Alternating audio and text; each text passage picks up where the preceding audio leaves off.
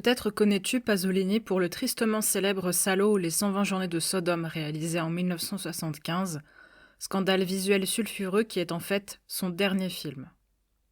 Peut-être as-tu vu plutôt l'Évangile selon saint Matthieu, réalisé en 1964, considéré comme l'un des diamants bruts de sa carrière cinématographique, à tel point que le procès intenté à Pasolini pour le tournage de la Ricotta en 1963 sera interrompu parce que l'Évangile est sélectionné pour représenter l'Italie au Festival de Venise, où il remporte le Lion d'argent. Peut-être sais-tu simplement que Pasolini a connu une carrière jalonnée de scandales politiques et religieux, qui se termine par un tragique assassinat en novembre 1975, une vingtaine de jours avant la première mondiale de Salo, au Festival du film de Paris. Pasolini fait partie de ces réalisateurs dits complexes, ce qui est un mot un peu facile pour dire que personne comprend comment ça marche. Il faut dire que commencer à découvrir un réalisateur ou une réalisatrice en commençant par son dernier film, c'est un peu comme débuter un jeu sur console au niveau difficile alors qu'on n'a jamais tenu une manette de sa vie. Ce n'est pas très constructif. Quand on s'attaque à un réalisateur ou une réalisatrice dit complexe, je pars du principe qu'il faut commencer par le début. Pasolini a une courte et intense carrière qui s'étend de 1961 à 1975. Je vais te présenter aujourd'hui mon film préféré du réalisateur, c'est son deuxième, qui s'appelle Mama Roma. Je vais faire en sorte de t'expliquer ça simplement pour que tu aies un premier ou un nouveau regard sur le cinéaste et que tu saches qu'avant de filmer des gens à poil qui mangent des excréments, il a fait des choses vachement sympas. Bienvenue dans Fichier Zip, le podcast cinéma qui t'explique des trucs compliqués avec des phrases simples. Le but, c'est de faire passer le courant entre le cinéma et toi pour te faire comprendre des théories filmiques en un éclair.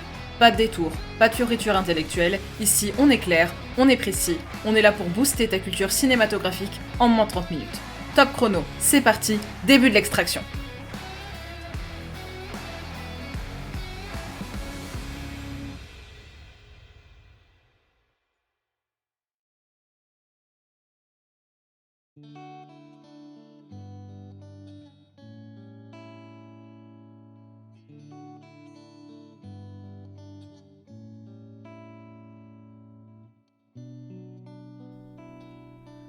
Mama Roma est considéré comme le volet central d'une trilogie romaine, et il est encadré donc d'Akaton, son premier film, et La Ricotta, son troisième film, qui est en fait un petit sketch introduit dans un autre film qui s'appelle Logobag. Je vais laisser ce petit troisième de côté aujourd'hui et expliquer comment, avec son premier puis son deuxième film, Pasolini va se servir du cinéma comme d'un laboratoire pour mettre à exécution sa vision, construite à partir de son expérience de poète, de romancier et d'amateur d'art pictural, pour créer sa propre grammaire cinématographique. Cette dernière est certes issue du néoréalisme que j'ai déjà évoqué, mais elle va en fait plus loin. Elle développe des choix particuliers, comme l'exploitation du visage comme une galerie de portraits, une évolution depuis le langage des mots vers celui de l'image, par des jeux de lumière et de contraste qui vont jusque dans la matérialité de la pellicule, et enfin, une expérimentation du montage, par l'analyse de l'un des motifs favoris du réalisateur, celui de la marche.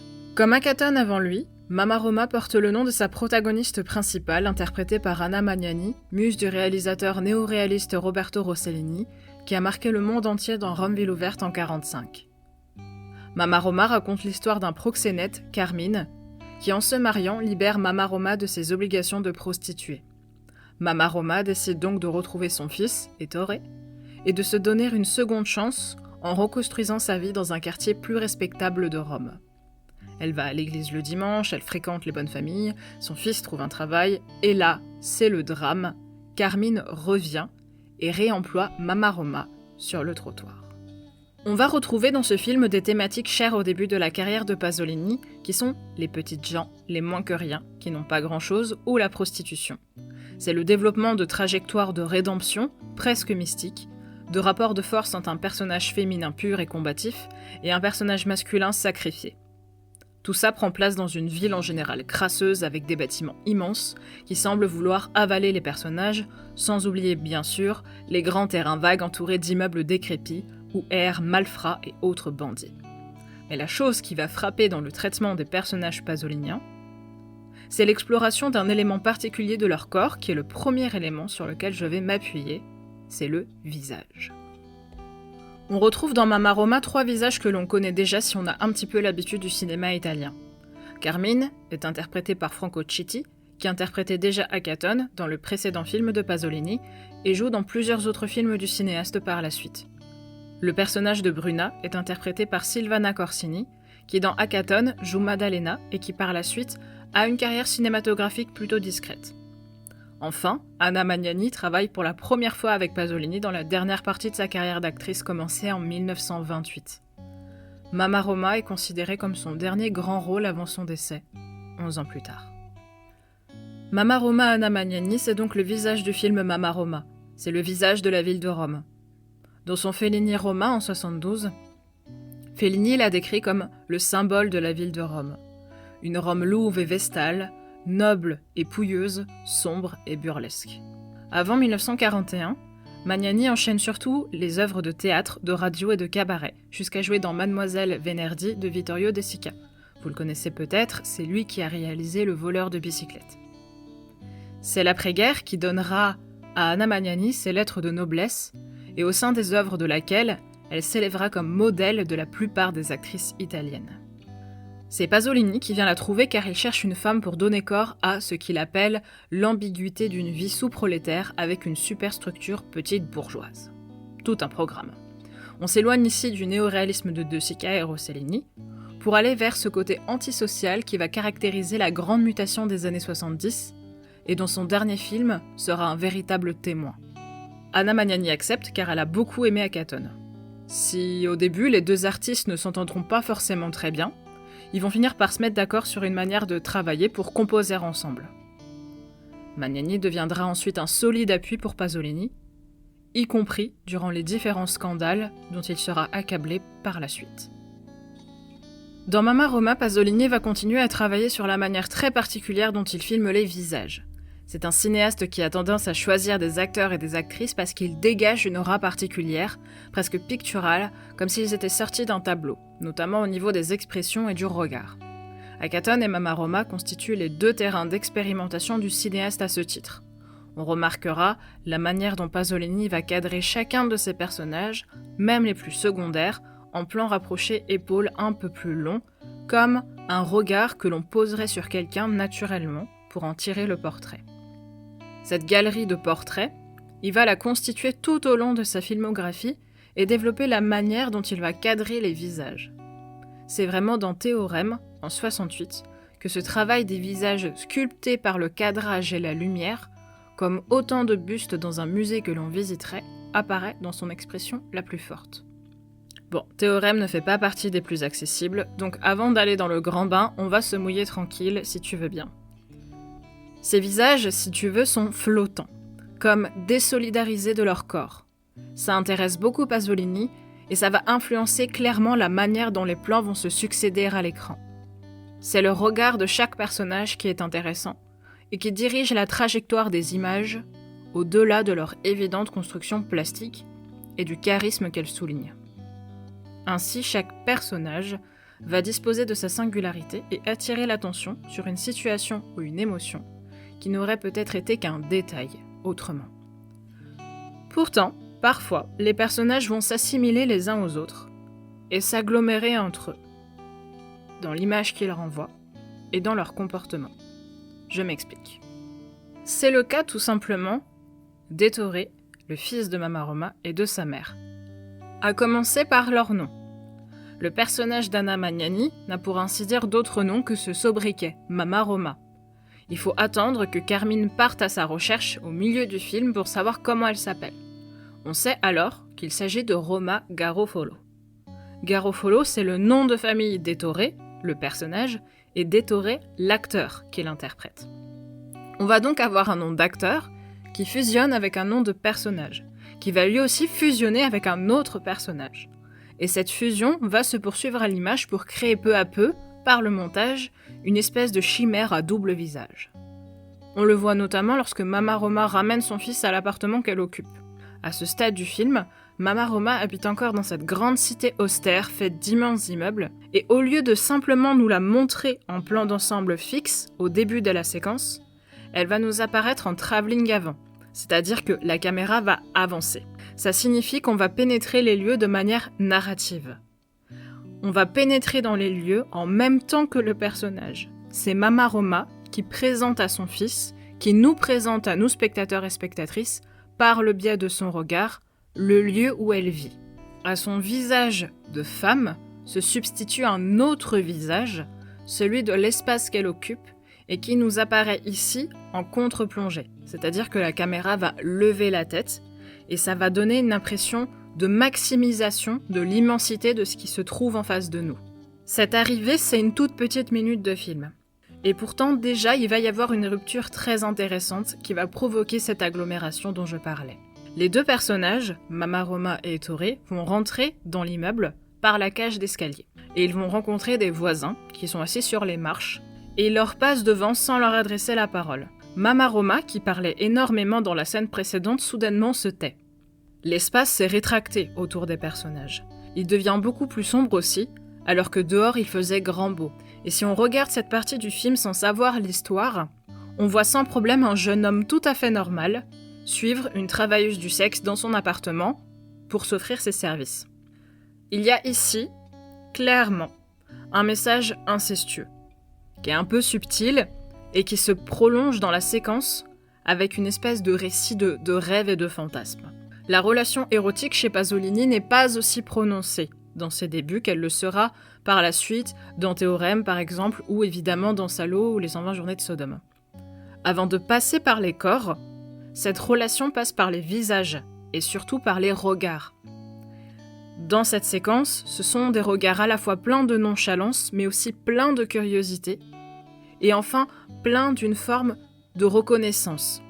Pas la gratitude, mais le fait de reconnaître quelqu'un. Cette reconnaissance qui dit « tu es comme nous, tu deviendras comme nous ». Cette reconnaissance des personnages masculins assis dans les escaliers qui vont regarder Ettore et qui vont instaurer cette frontière très fine par leur regard entre la relation maternelle, s'ils ont compris que c'était le fils de Mama Roma, et cette relation charnelle, s'ils pensent que c'est simplement un client de Mama Roma. Ces personnages, on ne nous les présente pas. Mama Roma fait simplement un commentaire sur le fait qu'ils sont une mauvaise fréquentation, que ce sont des vauriens, et qu'Ettore doit éviter leur compagnie. Mais l'œil de la caméra, lui, va s'attarder sur eux. Par un travelling latéral, donc ça veut dire que la caméra bouge sur le côté, il va nous présenter chacun de ces visages banaux, un par un, de voisins que l'on croise dans les escaliers. Et ce geste cinématographique préfigure l'une des règles de la poésie de Pasolini, de son langage. Cette volonté de faire exister chaque singularité dans sa banalité, chaque visage, même secondaire, même éphémère, dans l'importance de son regard. Si je dis poésie de Pasolini, c'est pas pour faire du charme avec une figure de style, mais bien parce que le premier sentier du langage de Pasolini, c'est celui des mots, c'est celui de la poésie. C'est un dialecte qui le pousse vers elle, un nouveau langage. En fait, au milieu des années 1920, Pasolini a 3 ans, sa famille déménage à Caserta della Delizia, dans le nord-est de l'Italie, dans la région de Frioul-Vénétie Julienne, dont est originaire sa mère et où sa dépouille sera par ailleurs inhumée en 1975. Quand il n'est pas à la fac, où il étudie l'art et la littérature qui sont alors cernés par le fascisme qui contrôle toutes les transmissions du savoir, il y passe ses vacances, et notamment ses étés, à apprendre le dialecte de la vallée qui est traversée par le fleuve Tagliamento. Et il discute avec les paysans durant ses balades en vélo. Et c'est ainsi que la toute première œuvre créatrice de Pasolini, c'est en 1940, c'est Poésie à Caserta. C'est un recueil de poèmes en dialecte, le frioulan. Et cette œuvre possède un double message, à la fois la volonté de communiquer autrement face au fascisme qui surveille tout et tout le monde, et celle de s'intéresser à la réalité de cette Italie paysanne qui n'a rien, qui n'aura jamais rien, et qui guette du fin fond de l'échelle sociale la bourgeoisie consumériste qui est juchée, elle, tout en haut de ces immeubles impossiblement hauts. Ce processus de création va se prolonger jusqu'au début des années 1950. Malheureusement, Pasolini, alors enseignant à l'université de Valvasone, et fervent militant du Parti communiste, voit éclater des scandales d'obscénité et de détournement de mineurs sur son compte. Ses adversaires politiques, très contents de la situation, vont en profiter pour accumuler les charges contre lui. Rapidement, Pasolini est alors expulsé du Parti communiste et il est contraint à s'exiler. Il part de sa région du Frioul, il arrive à Rome et il y rencontre un certain Sergio Citti. C'est le frère de Franco Citti, celui qui joue Acatone et Carmine. Le monde est petit. Ce Sergio Citti va devenir son dictionnaire vivant du dialecte romain. Avant d'être le scénariste d'Acatone, où il fera d'ailleurs une courte apparition, et de Mamma Roma, Sergio Citti va contribuer au processus créatif de Pasolini dans le second domaine exploré par celui qui n'est pas encore cinéaste, c'est le roman. De poète, Pasolini devient donc romancier. Et avec l'aide de Sergio Citti, il va écrire 2 romans sur la ville de Rome, Ragazzi di Vita, Les Ragazzi, qui est traduit et publié en France en 2005, et Una vita violentia, Une vie violente, qui a été réédité en 2019. Le matériau littéraire de ces 2 œuvres va largement servir à la conception du scénario de Mamma Roma. Les Ragazzi racontent l'histoire d'une bande de voyous qui sont très clairement inspirés de ceux de Mamma Roma, tandis qu'Une vie violente, outre le thème de la violence, laisse déjà entrevoir l'une des préoccupations essentielles de Pasolini, le prolétariat et la corruption. Pasolini va remporter un certain succès en littérature. On va lui prêter même déjà des qualités de rédaction cinématographique propres au scénario. Il en écrit d'ailleurs plusieurs, mais il commence à se lasser un peu de ses explorations et expériences littéraires. D'ailleurs, si ça t'intéresse, la plupart sont aujourd'hui traduites en français et trouvables assez facilement. Quand Pasolini se met au cinéma au début des années 60, il n'a aucune connaissance technique. Genre, aucune. C'est le youtubeur qui fait des vidéos dans sa chambre avec son téléphone en termes de technicité, tu vois. Il a vu des films, bien sûr, mais il n'a pas de formation spécifique sur le cinéma à ce moment-là. Et son expérience se limite à l'écriture de scénarii. Fellini lui donne les moyens de réaliser 2 scènes d'Acatone, et quand il est au courant du délire, il a un peu la trouille pour sa carrière, alors il s'en va. Un homme charmant. Par contre, les photos du tournage se baladent et elles attirent l'œil d'Alfredo Bini, qui sera par la suite le producteur de la quasi-totalité des films du cinéaste. Pasolini, donc, n'a aucune formation cinématographique. Par contre, il sait très bien ce qu'il veut. Quand il arrive sur son premier tournage, il fait comme nous quand on va chez le coiffeur, il a des modèles en tête. Il présente à son chef opérateur, Tonino Delicoli, 2 exemples, 2 inspirations de ce qu'il souhaite, et pas des moindres, Les Feux de la Rampe de Charles Chaplin et La Passion de Jeanne d'Arc de Carl Theodor Dreyer. Sa volonté est simple, il veut une image très pure, très blanche, comme si la pellicule avait été brûlée au soleil. Donc Delicoli va utiliser un ensemble de procédés techniques. Premièrement, il va tourner avec une pellicule extrêmement sensible, et ensuite le travail va se faire en post-production avec une application de filtre pour intensifier les blancs. Ouais, parce qu'à l'époque on n'avait pas Instagram, mais Delicoli aurait adoré Instagram, je pense. Dans Mamma Roma, la même technique est utilisée, mais pas pour tout le film. Dans certains plans, au contraire, c'est pas les blancs, mais c'est les noirs qui vont être accentués, et qui vont donner à l'étalonnage des contrastes très très prononcés, notamment dans les scènes urbaines de nuit, qui sont le théâtre du jeu du personnage d'Anna Magnani. Le dernier motif de Pasolini qui m'intéresse, c'est celui de la marche, et la manière dont les scènes de marche vont être montées pour justement démonter, paradoxalement, la dynamique du récit. Je l'ai dit précédemment, le roman de Pasolini, Les Ragazzi, raconte une errance. Et c'est cette errance qui va caractériser principalement les 2 premiers films du cinéaste que j'ai évoqués dans cet épisode. La marche d'un personnage peut signifier plusieurs choses, et la filmer est une décision artistique qu'il ne faut pas négliger. Elle peut représenter simplement la manière de relier une action à une autre pour atteindre un autre lieu du récit. Elle peut montrer qu'un personnage en suit un autre, le prend en filature par exemple. Ou il peut s'agir aussi d'une promenade rêveuse, ou même d'une visite. Il y a la marche par choix, et il y a la marche quand on n'a pas le choix. D'une forme de flânerie, on peut ainsi passer très vite à l'errance. Les scènes de marche sont nombreuses dans les 2 premiers films de Pasolini. Elles se répètent tant et si bien qu'elles pourraient presque être définies par un motif si elles étaient identiques. Mais chez Pasolini, bien souvent, ce qui m'intéresse, c'est qu'on marche à 2. On marche par 2.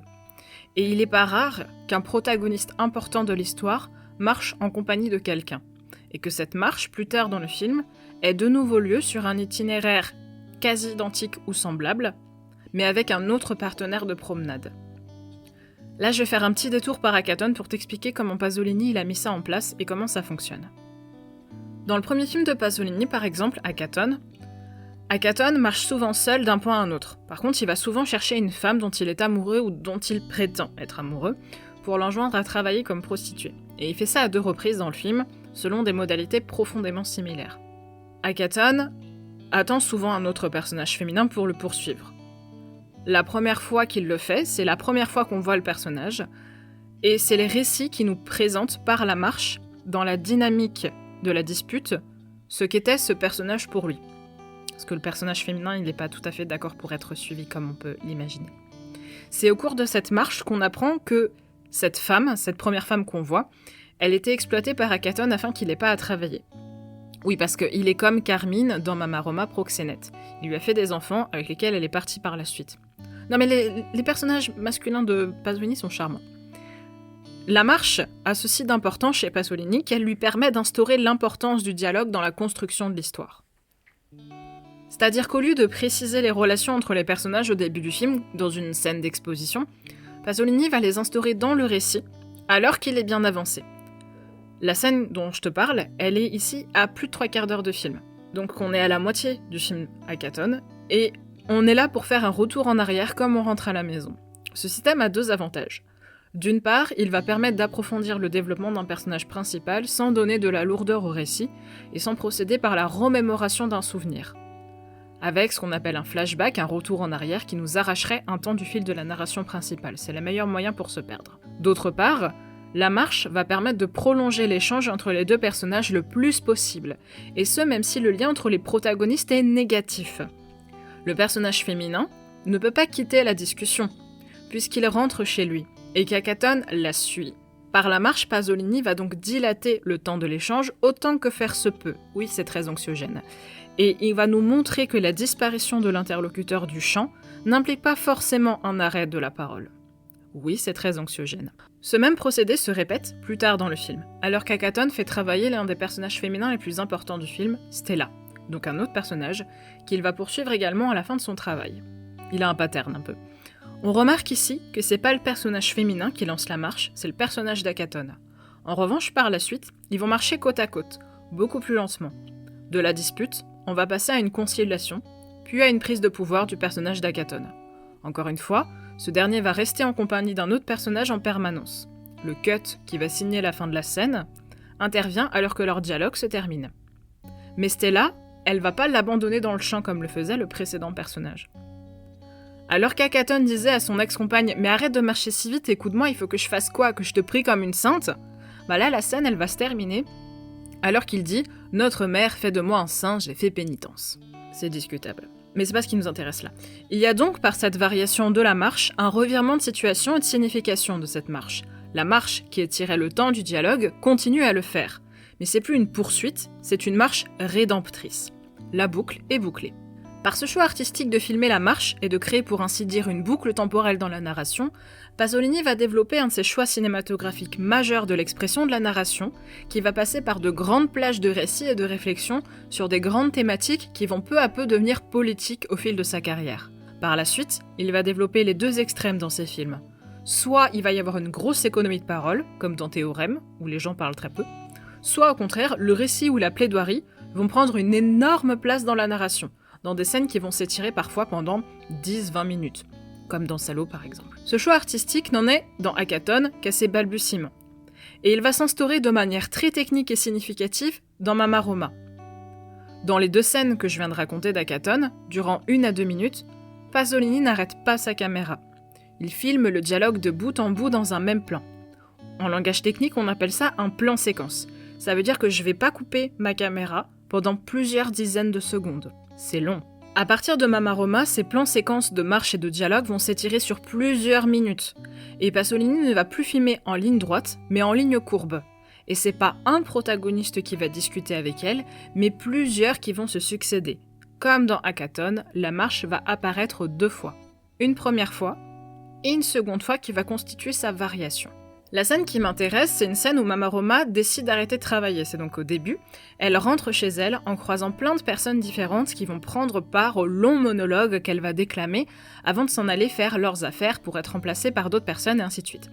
C'est que le second film de Pasolini, et on remarque déjà qu'un certain nombre d'évolutions techniques et artistiques sont présentes. D'un plan séquence d'1 à 2 minutes, on passe à 5 minutes, ce qui est une véritable performance de l'actrice Anna Magnani qui, contrairement à Franco Citti dans Accaton, dialogue à peine.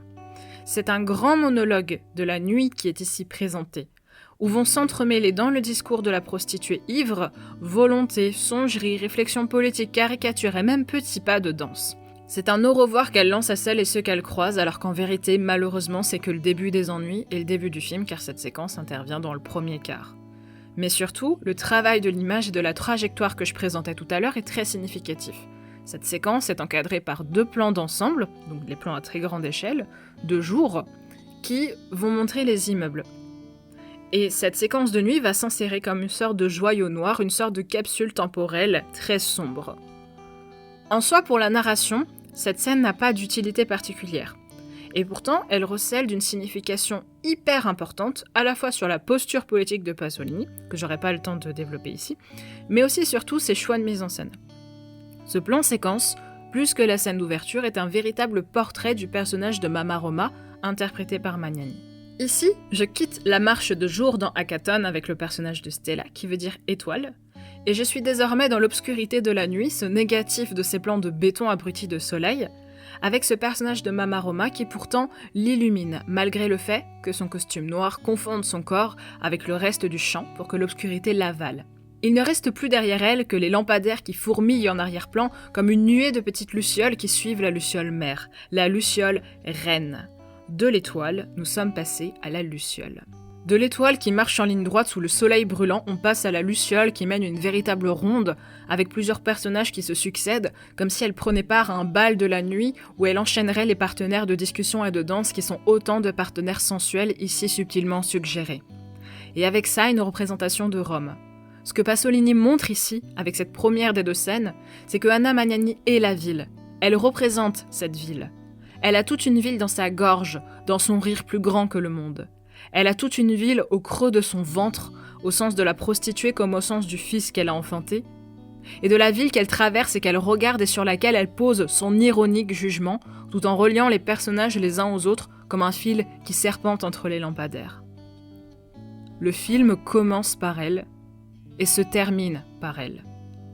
Il commence par un plan sur ses jambes, sur les jambes de cette femme qui marche, et se termine par un plan sur son buste, de femme qui s'est immobilisée. Mama Roma est le fil qui relie les parties du corps, les unes aux autres. Les parties du film, les unes aux autres.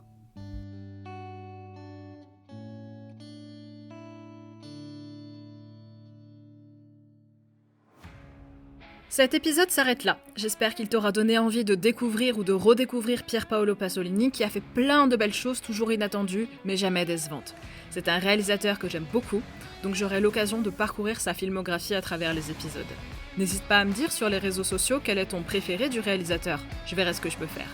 J'espère que ce petit condensé sur Mama Roma et Accaton t'aura plu. Si t'as aimé cet épisode, n'hésite pas à le partager autour de toi. Merci de ton écoute et à la prochaine pour une nouvelle théorie passionnante à décompresser.